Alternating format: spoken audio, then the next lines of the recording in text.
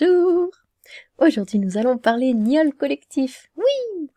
Alors, un certain Degame Pro, donc c'est un youtubeur dont je n'ai jamais entendu parler de ma vie, mais il a tout de même 642 000 abonnés. C'est un youtubeur qui fait donc des micro-trottoirs, donc qu'est-ce qu'il demande incroyable mais vrai, interview publique. Après avoir été bouddhiste, chrétienne et maintenant musulmane, elle nous en parle. Les couples se connaissent vraiment.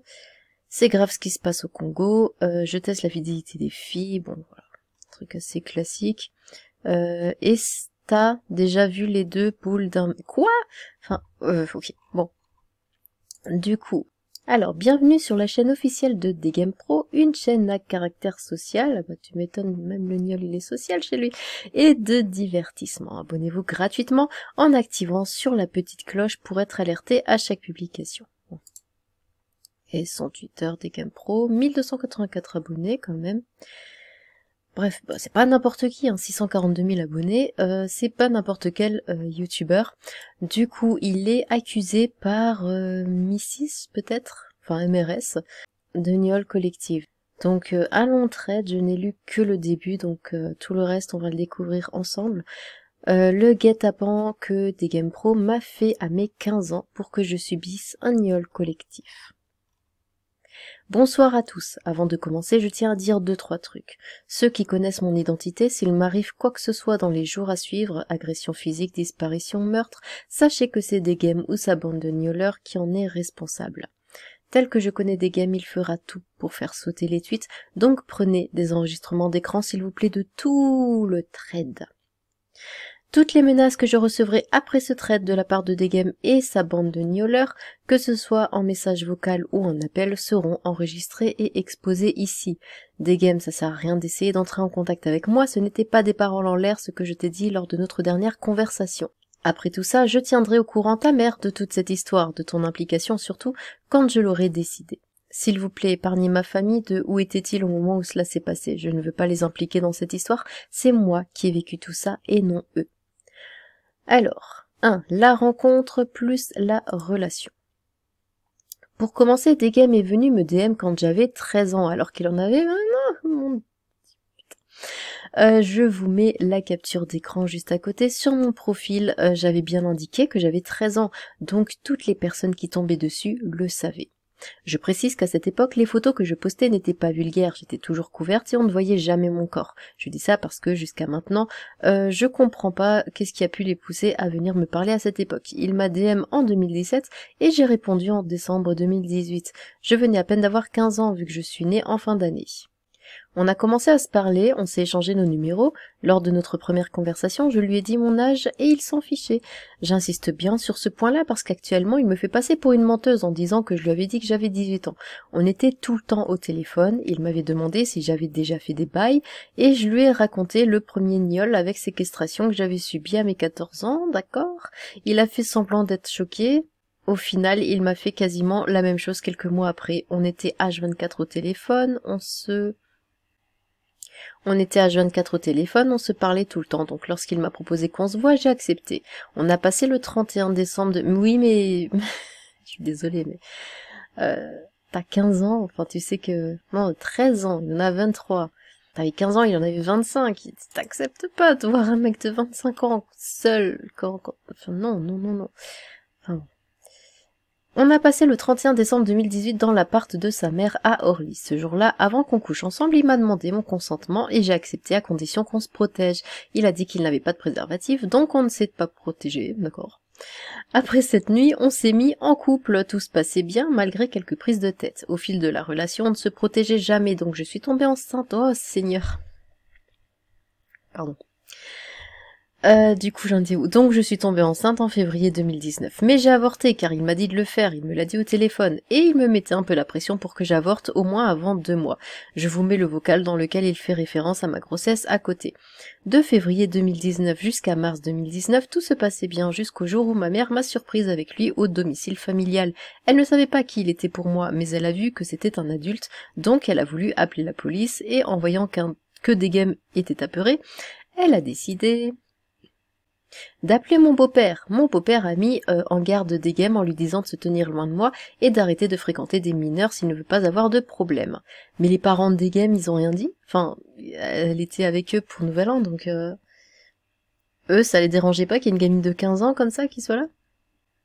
Degem est parti de chez moi et après ça, lui et moi, on ne se parlait plus. On ne s'était pas supprimé et bloqué sur les réseaux. Il réagissait de temps en temps à mes stories, mais je faisais ma vie de mon côté, tout comme lui faisait la sienne. Et personne n'a remarqué qu'elle était enceinte. Cet enregistrement d'écran correspond à notre toute première conversation. À ce moment-là, j'avais 15 ans et lui 25. Voyons. Attendez. Poup.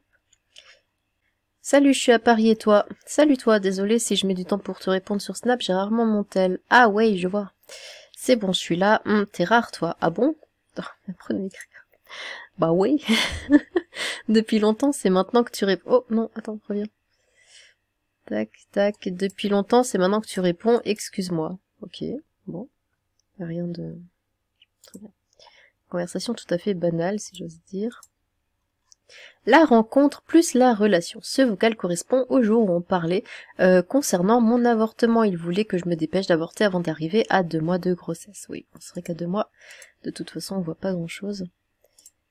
Alors, j'y retourne la semaine prochaine. Justement, je sais, mais c'est déjà assez stressant pour moi. Je fais tout mon possible. Dépêche-toi. Alors, la mise en place du guet-apens. En août 2019, j'avais changé de compte Snap. J'en avais un nouveau, donc Degem a contacté mon ancien ami pour lui demander mes coordonnées. Je vous mets la capture à côté. Par la suite, il m'a ajouté sur mon nouveau Snap et je l'ai ajouté en retour. Il a directement engagé la conversation en disant qu'il veut me revoir. Ça faisait 5 mois qu'on ne s'était pas vu. J'ai catégoriquement refusé. Ça m'énervait qu'il fasse un comeback alors que je l'avais oublié. Il a insisté, mais je l'ai laissé en vue.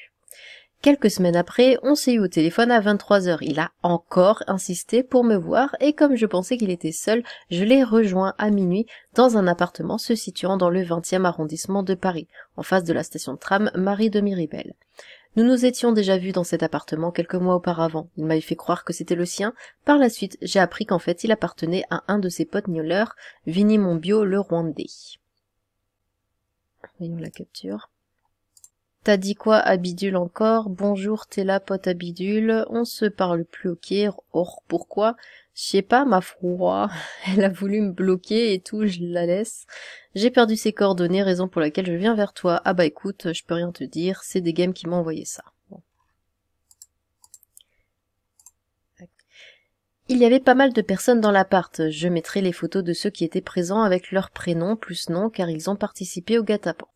Je ne connaissais aucun d'entre eux, c'est la première fois de ma vie que je les rencontrais. C'était une sorte de soirée entre amis, il y avait de la musique à fond, de l'alcool, etc. La fête s'est terminée vers 2h du matin. Étant donné que nous étions dans un studio, tout le monde a dormi au salon, sur des canapés lits, et d'autres dormaient par terre. Ok, très bien. Après avoir pris notre douche ensemble, Degem s'est rapidement habillé. Quant à moi, au moment où j'allais remettre mon t-shirt, il me l'a arraché, d'accord? Je n'avais pas encore mis ma culotte et mon jogging, donc j'étais nue. Et il s'est enfui de la salle de bain en rigolant, ok. Je pensais qu'il me faisait encore une de ses vieilles blagues et ça ne me faisait pas rire. Quelques secondes après, il est revenu dans la salle de bain accompagné de Jancy, alors que j'étais encore toute nue. Ok, Jancy était torse nu et Degem avait un grand sourire, d'accord. Degem m'a dit, mes potes veulent coucher avec toi, ok, très bien, mais d'abord tu commences avec lui, quoi, mais j'étais tétanisée, oui. J'ai rapidement compris ce qui était en train de se passer, j'ai refusé, mais Degem s'en foutait. Il continuait de me parler et pendant ce temps-là, Jancy, je sais pas, fixait mon corps, j'avais peur. Avant de quitter la salle de bain, Degem m'a dit « Fais comme si tu couches avec moi. » Quoi? Quoi? Bref, j'éteins la lumière pour que tu sois à l'aise et je recoupe... Non, mais... Seigneur. Comment ça, j'éteins la lumière pour que tu sois à l'aise? En fait, c'est encore plus terrifiant de se retrouver dans le noir avec un inconnu, mais bon, bref. Et je reviens dans 10 minutes s'il a pas craché que... Oh! Ah, c'est horrible. Et que tous t'arrêter, je ramène un autre gars et à 2 ils vont te faire du sale. Il est parti en éteignant la lumière et en claquant la porte, je l'ai vite rallumée car je ne voulais pas, que Jancy profite de l'obscurité pour me toucher. Je lui ai dit que je ne suis pas consentante et il a osé exiger des explications. Je lui ai répondu que je ne suis pas une minute, je ne couche pas avec n'importe qui et je ne suis pas une prostituée. Jancy a compris que je n'étais pas consentante et il a quitté la salle de bain. J'étais surprise de sa réaction mais rassurée. Mais qui sont ces gens? Sauf que, quelques secondes après, Degem a débarqué en furie dans la salle de bain pour me hurler dessus. Il m'a dit « Tu joues à quoi, toi? Ça te coûte quoi de coucher avec mes... » avec mes potes un par un, juste 10 minutes. J'ai craqué, j'ai pleuré, je lui ai demandé pourquoi il me faisait ça et je l'ai supplié de me laisser partir. Il m'a rassuré, j'ai essayé de voir s'il était ivre, il avait bu mais il était très sobre. Et il me disait de me calmer et qu'en sortant de la salle de bain, il allait me ramener un autre pote à lui pour que je couche avec... Mais c'est quoi quel est le projet? Pourquoi il veut absolument que ses amis couchent avec elle? En voyant que je refusais de me laisser faire, Degem est de nouveau revenu dans la salle de bain. Il a décidé de me rendre mon t-shirt. Après ça, j'ai pu m'habiller totalement. J'avais prévu de partir dès 5 heures du matin et de bloquer Degem de partout. Quelques minutes après m'être allongée au salon, je sentais des mains en dessous de mes vêtements qui touchaient mes parties intimes alors que je dormais. En ouvrant les yeux, j'ai vu que c'était Degem et Jancy. Je me suis débattue et j'ai éclaté en sanglots. J'ai pris mes affaires car je voulais m'enfuir, mais Théo et Diego m'ont retenu. Pendant ce temps-là, Degem était en train de rigoler et Jancy avait l'air gêné. Ils ont dit qu'il était trop tard, au moment où je voulais partir, il était 3 heures du matin, et que c'était très dangereux. Ah bah oui, que je reste dehors. Je ne voulais pas les écouter, donc ils ont fermé la porte à clé et j'ai dû rester dans l'appartement. Bah oui, reste-nous, enfin fais-toi gnoler. C'est beaucoup moins dangereux que de rester seul dehors, enfin. Quelques minutes après que je me sois calmée, Jancy et Degem m'ont présenté leurs excuses devant tout le monde. Je n'ai pas réagi car le mal était déjà fait. Au moment où j'ai voulu m'en aller, Degem m'a confisqué mes affaires, surtout mon argent et mes chaussures, en me disant « Tu n'iras nulle part ». Je n'étais pas séquestrée, Degem me donnait mes chaussures seulement quand on sortait dehors à deux, et je n'avais plus de téléphone donc j'utilisais toujours le sien. Quand je me connectais sur Snap, je voulais avertir mon ancienne amie pour qu'elle prévienne la police, mais elle et moi, on ne se parlait plus, et je savais qu'elle allait me dire « C'est pas mes affaires, j'ai pas de problème, ok ». En plus de cela, les policiers protègent les gnoleurs. Ça, c'était le lendemain du guet-apens. Degem était à ma droite et celui qui est à ma gauche, c'est Jordi. À côté de Jordi se trouve Jancy et en face de moi, c'est Diego. Je les avais filmés sur Snap avec le tel de Degem au cas où il me serait arrivé un truc. La deuxième tentative de gnole.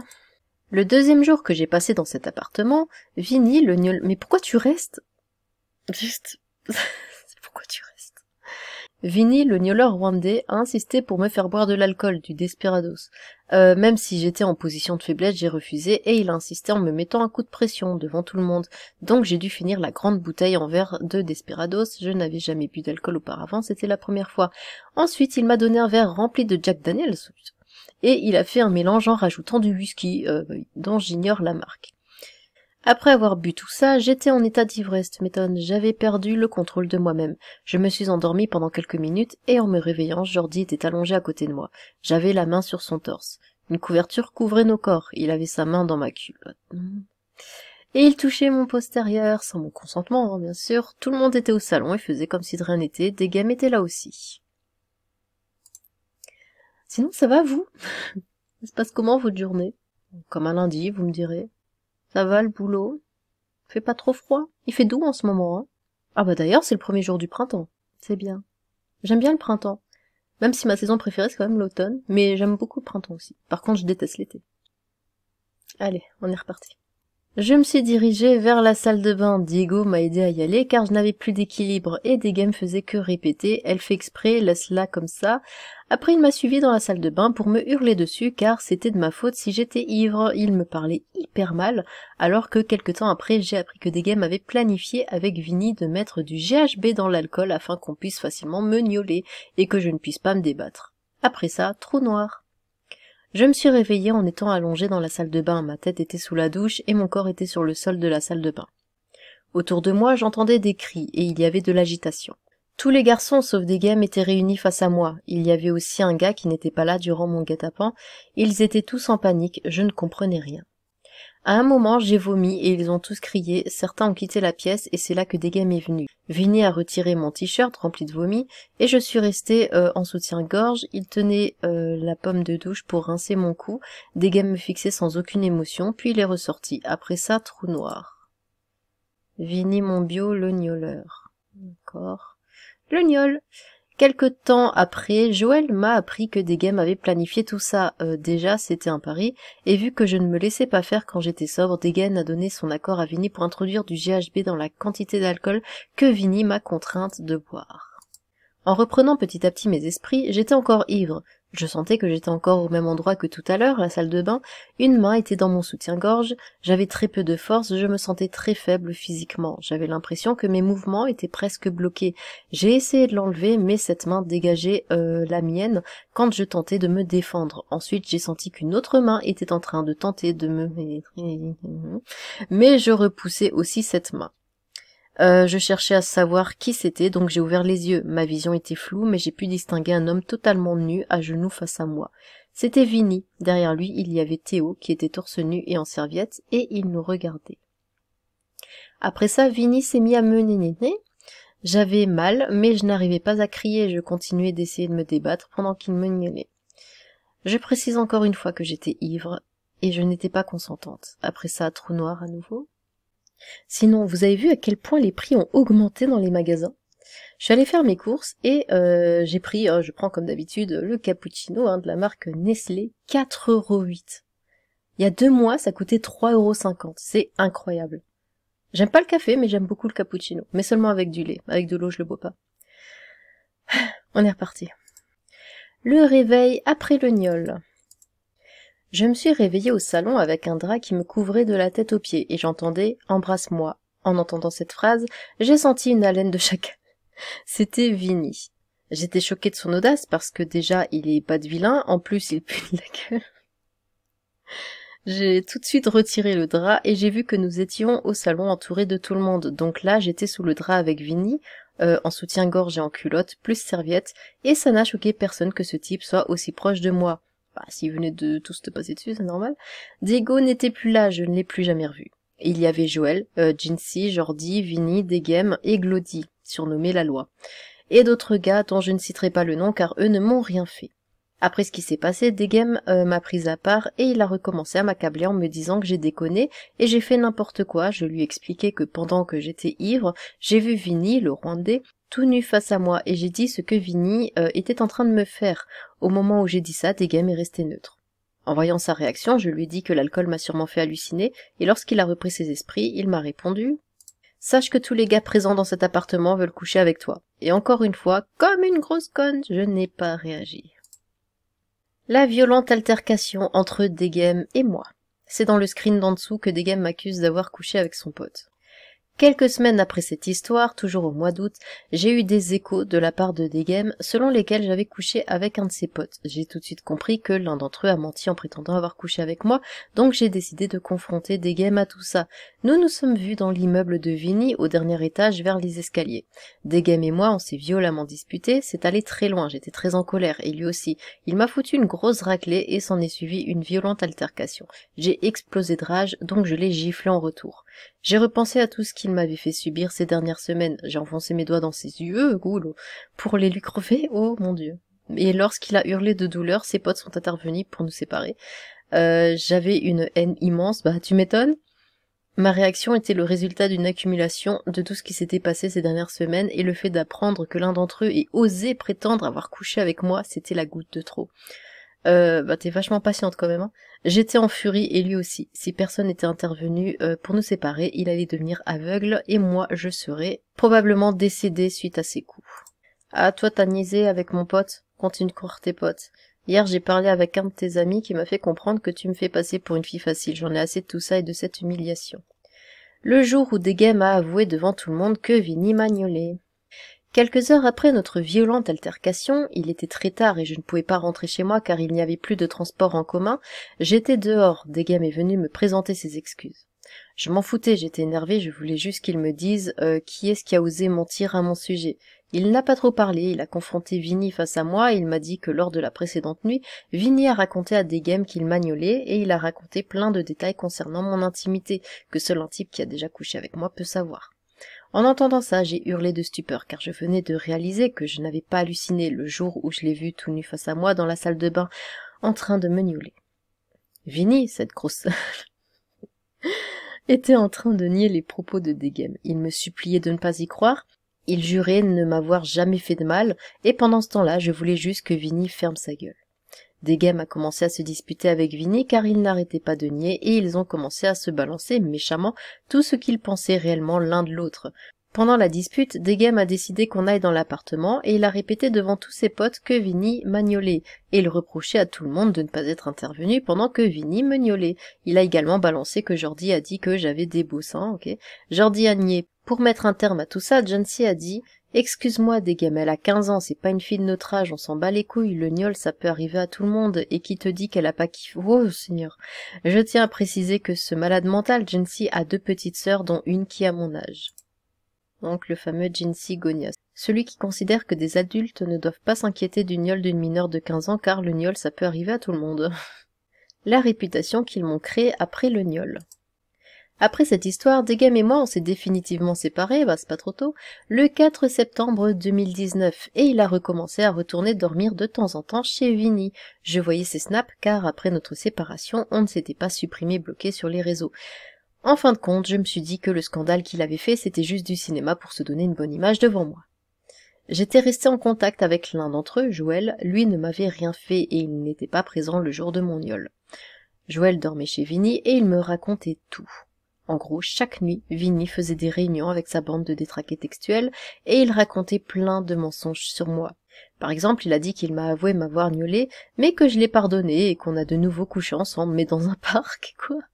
Il a raconté plein de choses très sales à propos de moi.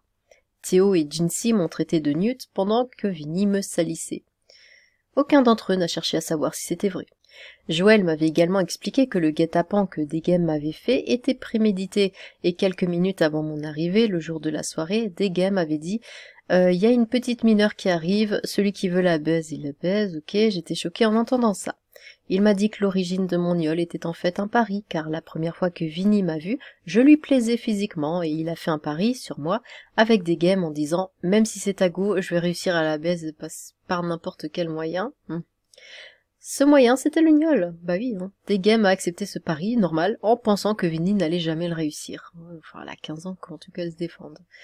Joël m'a confié qu'après que Vinny m'ait gnôlé, certains d'entre eux m'ont à leur tour gnôlé. Il m'a assuré que Jordi lui a refusé d'abuser de moi. J'y crois à 100% malgré le comportement qu'il a eu.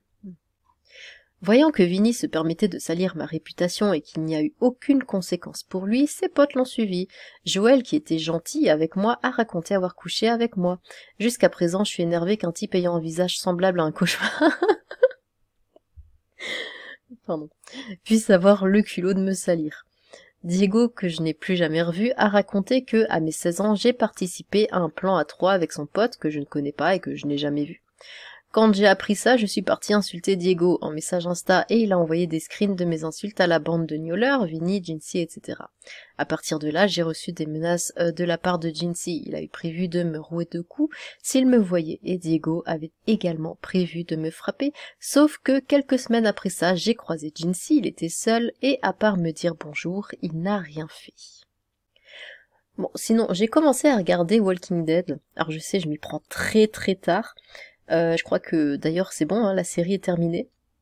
Je suis qu'à la saison 3, mais c'est super bien. Je regrette de ne pas l'avoir commencé plus tôt. Enfin, avant j'avais peur des zombies, donc du coup c'est pour ça que je l'ai pas regardé. Mais finalement ça se passe très bien. Et je suis devenue extrêmement fan de cette série. C'est un truc de fou. La réputation qu'ils m'ont créée après le gnôle. Celui que vous voyez sur la photo, c'est Vinny 2, le Congolais. Il y a 2 Vinny, le premier c'est le Rwandais, et le deuxième c'est lui. Lui aussi m'a créé une réputation, pourtant il connaît mon histoire. À cause d'eux, j'ai une image de fille facile, nude, prostituée, et ils n'ont aucune honte à me salir gratuitement. Ils ont tous des petites sœurs, nièces, cousines, mais ça ne les a pas empêchés de me faire du mal. Je ne supporte pas que l'on raconte des mensonges sur moi, et je ne supporte plus qu'on véhicule une telle image de moi, alors que je n'ai rien fait, j'ai juste été gnôlée.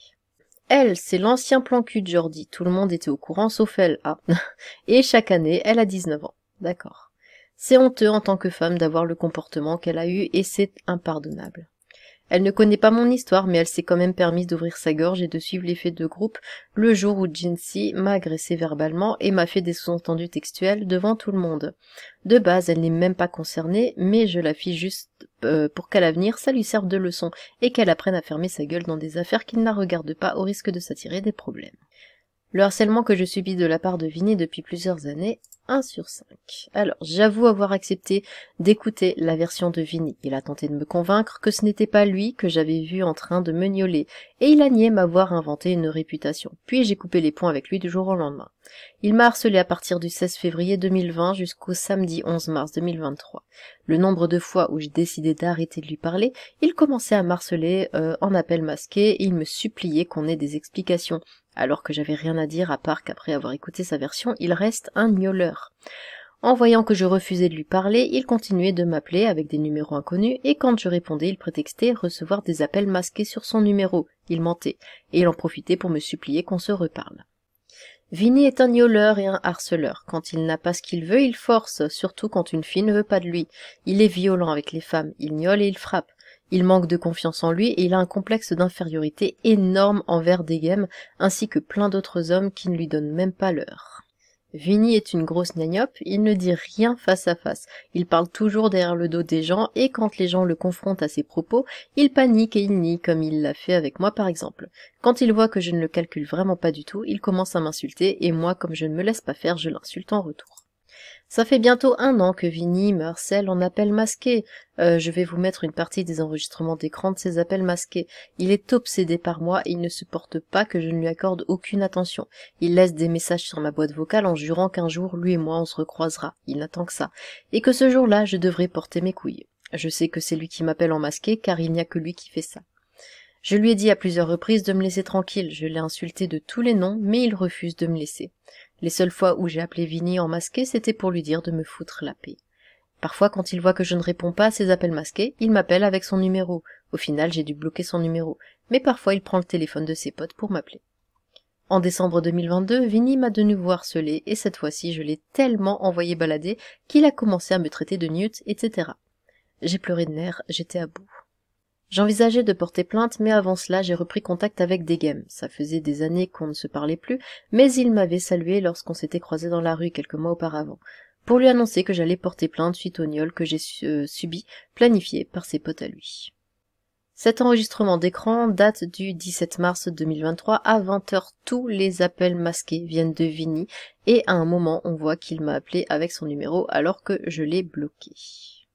Désolé pour ceux qui comprennent pas le lingala.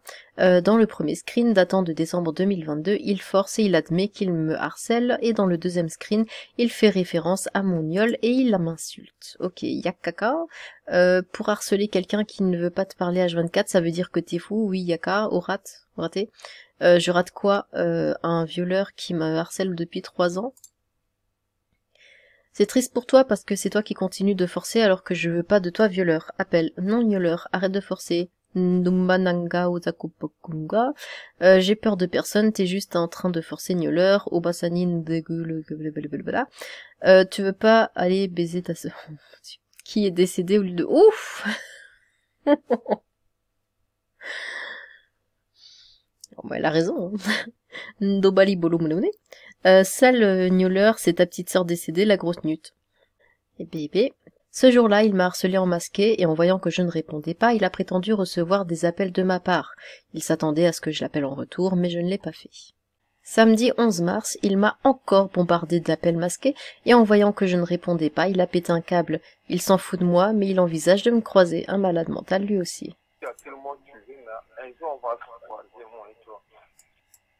En décembre 2022, quand je suis allée me plaindre chez Degem que Vinny me harcèle, en lui envoyant les screens, il a prétendu avoir dit à Vinny de me laisser tranquille, mais Vinny a continué. Apparemment, je suis la 3e femme que Vinny harcèle.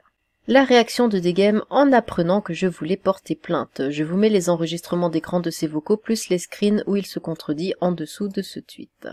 L'élément déclencheur qui m'a poussé à vouloir porter plainte suite au gnol que j'ai subi, ainsi que le guet-apens que Degem a planifié, c'est le fait que Vinny me harcèle et m'insulte. Je n'ai fait que l'insulter en retour.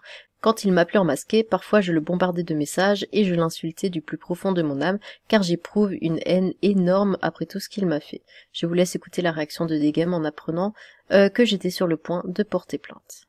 Il savait pas que je faisais des enregistrements d'écran pendant qu'il parlait. Mon tel a une option qui me permet de faire sans que les gens de Snap reçoivent la notif.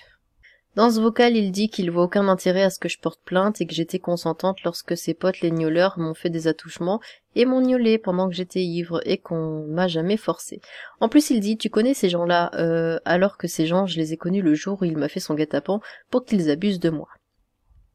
Depuis des années, c'est seulement maintenant que tu réagis, en plus t'étais consentante. Donc, comme être vivre, c'est être consentante, c'est bien. Moi, le conseil que je peux te donner, de un, toi-même, tu as ouvert la porte et je vois pas depuis longtemps tu étais où pour le faire. Et même si tu portes plainte, je t'ai dit, des fois, il faut savoir réfléchir. Même si tu portes plainte, ou porter plainte pour viol, alors que tu étais consentante. Ce type est vraiment une grosse merde, une mentalité de gnoleur, vraiment. Je suis pas impliquée alors que c'est lui qui a planifié mon gnol. Il me dit de craindre Dieu et de ne pas porter plainte parce que c'est moi qui ai ouvert la porte à sa bande de gnoleurs pour qu'il me fasse du mal. Il dit aussi que Dieu va me punir si je porte plainte. Je répète encore une fois qu'il a hurlé devant nous tous que Vinny m'a gnolé. Il est vraiment taré. Je vous mets le screen en dessous, il se contredit. Écoutez bien ce vocal, vous entendez bien qu'il dit que j'étais ivre et personne m'a agressé textuellement. Maintenant, je vous mets le screen datant d'il y a un mois après le gnol, où il se contredit. En plus, ils ont même pas viol, sauf viol. Non, non, non, non. On est pas jour au langue, on t'a violé à Sati. Le best à jour, on a Zalati. C'est ça que nous avons Zala. Et bon, on comprend pas. Et là, il faisait allusion à quel gnol alors? À l'époque, il n'avait pas de bitmoji sur Snap, je précise car actuellement, il en a un. Les screens datent de 2019, quelques mois après mon gnol. Sur les deux screens que j'ai mis, le premier screen s'agit d'une conversation entre Degem et la copine d'un mec qui fréquente la bande de gnoleurs. Je vous laisse voir ce qu'il a écrit, elle est anglophone, c'est pour ça qu'il a utilisé Google Traduction. Sur le deuxième screen, il s'agit de la fille qui a envoyé les screens à son mec. J'ai caché le nom de la fille en lui répétant tout ce que Degem venait de dire.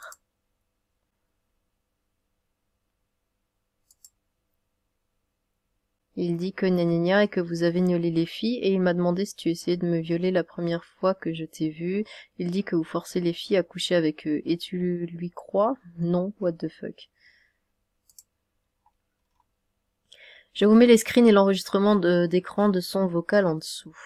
Degem et moi, nous nous sommes nus au téléphone, il a commencé à me dire que j'ai déjà été gnolé une fois, le gnol que j'avais subi à 14 ans, face auquel il a fait semblant d'être choqué. Ma plainte a été classée sans suite, donc si je porte plainte encore une fois, j'aurai des problèmes avec la justice, car si ma première plainte a été classée, c'est pour une bonne raison. Ok. Ensuite, Degem m'a dit de ne jamais porter plainte car c'est une honte de finir au commissariat avec son frère congolais. D'accord. Vinny n'est pas congolais, il est rwandais et même s'il était congolais, rien ne justifie le gnol. Je dois oublier cette histoire et faire la paix avec Vinny. J'étais sans voix. C'est une honte d'aller porter plainte, d'accord, très bien. Vinny a continué de m'appeler en masqué et quand j'en ai fait part à Degem, il nous a mis en conférence et Degem a pris la défense de Vinny. Vinny m'a insulté d'handicapé parce qu'il me disait « Maintenant que tu t'es remise avec Degem, j'ai un conseil à te donner » et je refusais d'écouter son conseil qu'il venait de sortir de son fiac serré alors que le bout harcelait H24. J'en ai eu marre, j'ai raccroché. Là, c'est le jour où il a osé se plaindre alors que l'origine de tout ça, c'est lui. Je vous présente mes excuses pour ma vulgarité dans ce screen, mais il ne mérite pas que je sois poli. T'as merdé dans ta vie alors qu'il ne connaît rien de ma vie. Si tu viens me parler que de ça, je veux te bloquer parce que là c'est trop, t'as pas à venir me faire des menaces en sachant que toi-même t'as merdé dans ta vie. Donc tu veux me parler, parle-moi d'autres trucs, sinon tu me répètes encore les mêmes trucs, je te bloque, merci. Moi, attends, je vais te dire un truc, si tu voudras me keblo après ce message, vas-y, je m'en balèque, mais au moins je te préviens, soit tu mets un coup de pression à ton pote pour qu'il me laisse définitivement tranquille et qu'il arrête de me harceler, soit tu refuses, et dans ce cas-là, je vais tout faire pour que ta mère soit au courant que tu t'amuses à raconter aux gens le jour où t'as arraché mon t-shirt devant ton pote quand j'avais 15 ans et que tu m'as dit « mon pote veut coucher avec toi ». Ta mère, elle habite juste près de mon école, blabla, tout moment je la chope et je lui balance tout ça avec preuve à l'appui. Donc soit tu parles tout de suite au gnoleur qui te sert de pote et tu lui dis d'arrêter de me harceler, soit je fais part de ce que tu m'avais demandé de faire avec tes potes et ta mère et je ferai aussi en sorte que tout le monde, et même sur les réseaux, soit au courant. À toi de voir. Et crois pas qu'en me bloquant ça m'arrêtera. Au moins le message est passé, bye.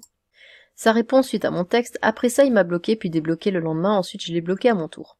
Je vous mets en dessous la tête de Glody, celui qui n'est pas concerné, mais qui base son témoignage sur un mensonge, juste pour défendre son pote gnoleur.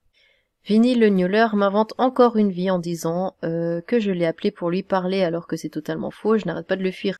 Celui qui parle au tout début c'est Glody, et vers la fin du vocal on l'entend soutenir le mensonge de Vinny en disant qu'il était témoin du jour où j'ai appelé peut-être.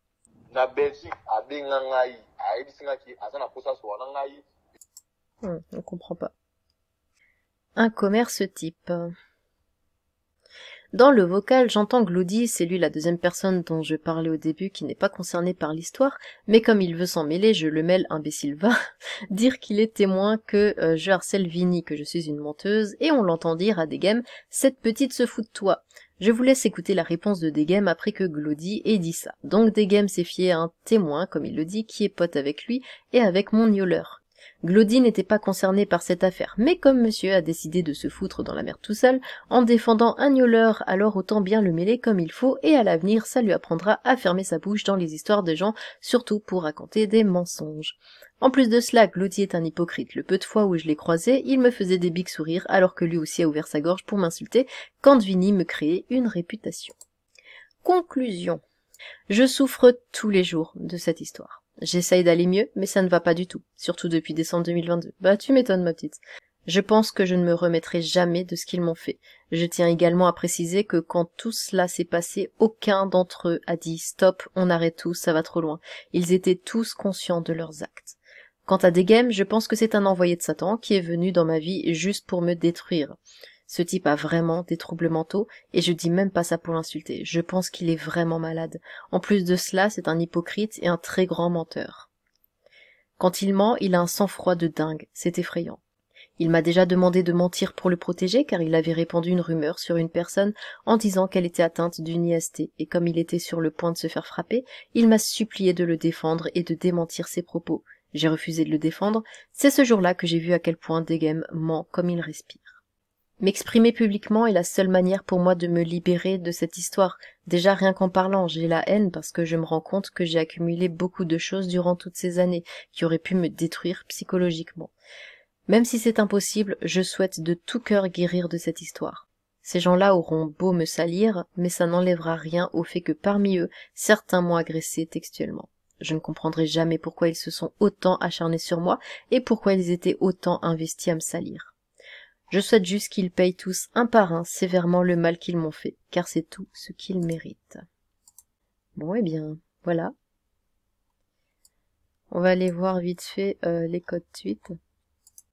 Une fille accuse le youtubeur des Game Pro de Niol à 15 ans. Le trait fait froid dans le dos. Mais c'est rien de le dire qu'il fait froid dans le dos.